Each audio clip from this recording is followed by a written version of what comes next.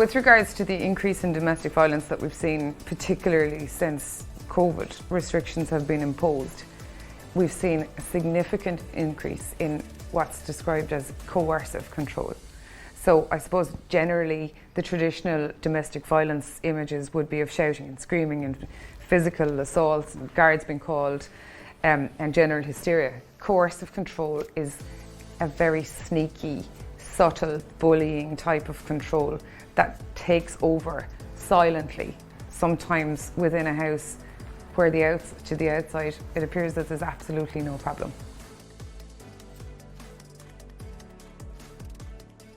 Examples of coercive control would be name calling, would be putting down somebody all of the time.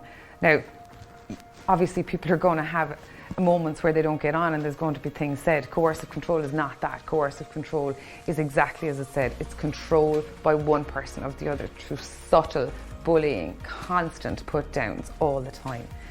How do you prove it? Because there's no bruise, there's no broken bones. But what you do is you reach out, because now coercive control is accepted by the courts. There is legislation providing for domestic violence protection for emotional and psychological abuse. And in fact, it's now recognised as a criminal offence in this country.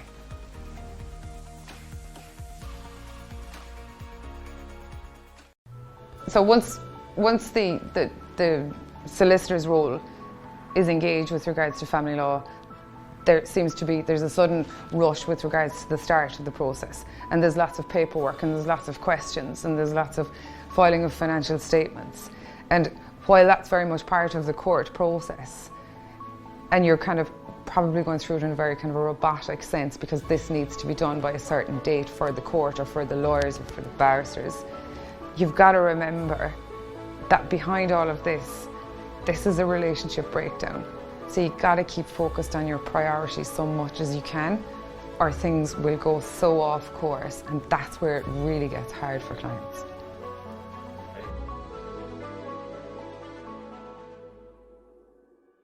So as a victim of domestic violence, the first thing that you need to do is to reach out, be it to your doctor, your friend, your mother, your sister. Again, COVID has stopped people having that option to go and meet people and discuss it.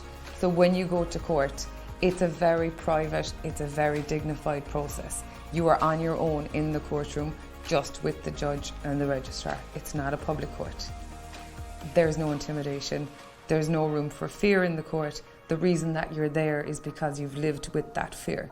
So you go and you make your application and you get the options available to you from the court to give you the protection that you clearly need.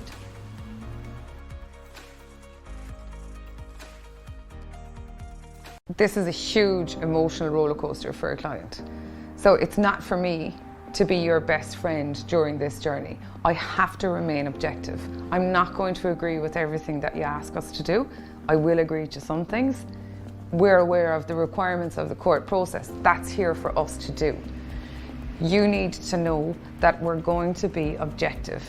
And when you ask us to do something, it's got to be in the best interest of resolving this in the best way for you, for your children, for your ex, so that it doesn't become an unsustainable battle for you to be able to cope with.